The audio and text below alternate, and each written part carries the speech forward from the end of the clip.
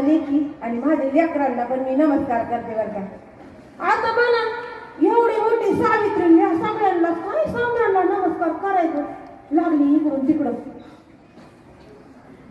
माणूस किती मोठा असला ना तो जमिनीवर हसायला हवा बघा, त्याच्यात अहंकार नसावा. अहंकार असला तर तो संपतो बघा. म्हणून मी समद्यांना नमस्कार केला बघा तुम्हाला. आज बघा तुम्हाला माहित आहे मी काय काय कामं केली. मुलींसाठी शाळा काढली, दिनदुबळ्यांसाठी पाण्याचं घरचं हौद आम्ही उघडं करून दिलं.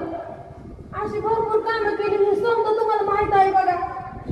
पण मी बालवयामध्ये काय काय केलं, कशी घडले हे समजा कहाण्या मी तुम्हाला आज सांगणार आहे बघा.